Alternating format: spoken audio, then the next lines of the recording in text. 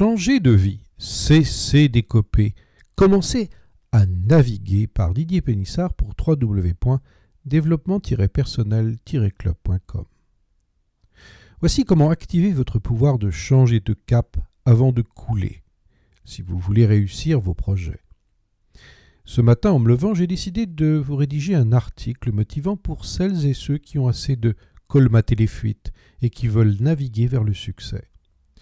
Alors l'idée m'est venue à l'esprit hier lorsque je voyais se débattre un ami dans une affaire qui malheureusement prend l'eau de toutes parts. Conscient qu'il doit radicalement faire un autre choix, il s'obstine à croire à un lendemain meilleur, alors que toutes les données montrent que c'est peine perdue. Certes, la persévérance est une grande qualité pour réussir, c'est vrai, mais l'obstination aveugle est aussi la promesse d'un échec durable. La situation de mon ami, qui ne veut rien entendre de mes conseils de changer de priorité, m'a fait penser à une métaphore, celle de l'embarquement qui prend l'eau de toutes parts.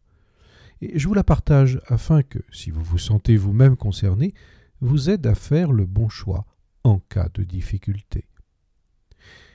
Colmater ou changer de navire, c'est le choix qui peut tout changer, une décision qui sépare les rêveurs des bâtisseurs. Alors imaginez-vous dans un bateau, pas un yacht de luxe avec jacuzzi et cocktail de main, non, un bon vieux rafio qui prend l'eau. Chaque jour, vous écopez, vous colmatez, vous posez des rustines, vous priez Neptune ou que sais-je, mais vous recommencez chaque jour. Vous êtes peut-être fatigué par un job toxique, épuisé par vos tentatives de vendre un service qui n'intéresse guère le marché, ou alors frustré de n'avoir aucun résultat malgré les heures passées à travailler sur votre projet. Alors écoutez-moi, cessez d'écoper une coque qui prend l'eau de toutes parts et changez de navire. Et pourtant, vous restez à bord. Mais pourquoi ? Parce que vous pensez que c'est votre seul bateau, parce que vous y avez investi tellement de temps, tellement d'énergie, peut-être un peu d'ego. Mais le milliardaire Warren Buffett vous glisse ce conseil en or. Si rien ne marche dans vos affaires, alors changez de navire et d'horizon afin qu'il ne vous entraîne au fond. Voici mon coaching numéro 1. Ce n'est pas vous qui êtes cassé, c'est le bateau. Et si le problème n'était pas vous-même, ayez conscience que votre énergie est précieuse. Vous n'avez pas une batterie limitée.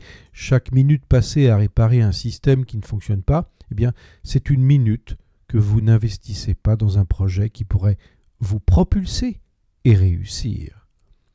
Que ce soit une situation toxique, une relation qui vous vide ou une habitude qui vous freine, colmater n'est pas toujours la bonne solution. Parfois, il faut avoir le courage de se dire « ce bateau n'est pas ou n'est plus fait pour moi ». Voici l'histoire de Sarah Blackley, la fondatrice de Spanx, de vendeuse de fax à milliardaire autodidacte. Eh bien, Sarah Blackley commence sa carrière en vendant des fax, en porte-à-porte en Floride. Pas exactement le rêve américain. Alors elle enchaîne les refus, les humiliations, les journées harassantes. Et surtout, elle sent qu'elle est dans un système qui ne lui permet pas d'exprimer son potentiel. Elle gagne à peine de quoi vivre et chaque jour ressemble à une rustine sur une coque qui fuit. Mais un jour, elle a une idée. Créer un sous-vêtement gainant, confortable et invisible sous les vêtements. Elle coupe les pieds d'un collant, improvise un prototype et commence à démarcher les fabricants. Et tous lui disent non. Et elle persiste. Elle investit ses économies, 5 000 $, rédige elle-même son brevet et finit par convaincre une usine de croire en son projet. Elle change de navire et elle fonde Spanx. Et là, c'est le raz-de-marée. Oprah Winfrey recommande le produit, les ventes explosent et Sarah devient la plus jeune femme milliardaire autodidacte selon Forbes. La leçon est que Sarah aurait pu rester vendeuse de fax, tenter de gravir les échelons et espérer une promotion. mais elle a compris que son énergie serait mieux utilisée ailleurs. Elle a quitté un bateau qui ne lui correspondait plus pour construire le sien. Et elle n'a pas juste flotté, elle a redéfini un marché entier. Mon coaching numéro 2, votre bateau, ce qui représente votre entreprise, votre projet, etc., s'il fuit, alors il est temps de construire un paquebot et de changer de cap. Car oui, changer de bateau peut faire peur, et je me suis moi-même passé dans ce genre de situation. Vous allez me dire, mais si je saute, alors je coule. Eh bien, c'est généralement faux. Certes, parfois vous flottez, vous explorez, vous trouvez un autre navire, mais peut-être un pédale au début, puis un voilier, et un jour un catamaran de rêve. Le changement, c'est comme le sport. Au début, ça pique. Vous vous sentez vivant avec plus d'énergie de pêche. Coaching numéro 3. Stop aux rustines émotionnelles. Construisez votre voilier, qui représente votre but. Responsabilité, mais pas la fuite. Attention, changer de bateau ne signifie pas fuir ses responsabilités. Il ne s'agit pas de zapper dès que cela devient inconfortable. Il s'agit de reconnaître dans un système qu'il est défectueux de manière chronique. Car si vous avez tout essayé, si vous avez grandi, appris, tenté, et que malgré tout cela fuit encore, alors vous avez le droit et le devoir de changer de cap. L'énergie n'est pas infinie. Voici l'exemple de Jean Koum, le cofondateur de WhatsApp, que vous utilisez sans doute.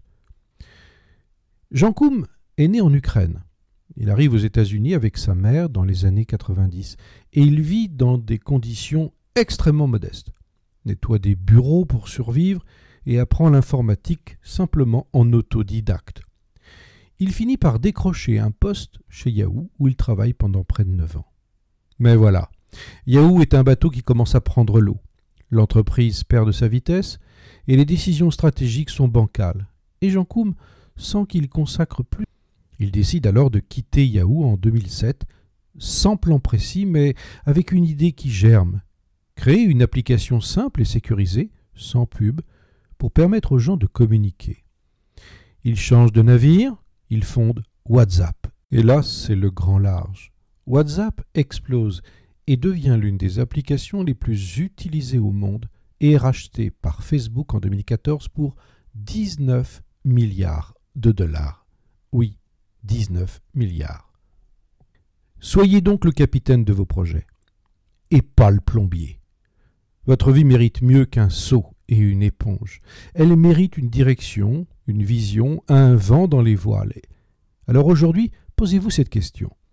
Est-ce que je répare par habitude mon bateau de vie ou est-ce que je construis pour avancer? Et si la réponse vous fait frissonner, c'est peut-être le moment de sauter. Pas dans le vide, mais dans l'inconnu. Et croyez-moi, c'est là que commence l'aventure du succès. Allez, capitaine, le port est derrière vous. Le large vous attend et moi je suis là pour vous aider à choisir votre prochain navire et vous embarquer. Sachez que je suis l'auteur d'un programme qui s'appelle Les Parchemins universels du succès. Vous trouverez sur votre moteur de recherche préféré la puissance de ce programme, un véritable succès illimité. À bientôt.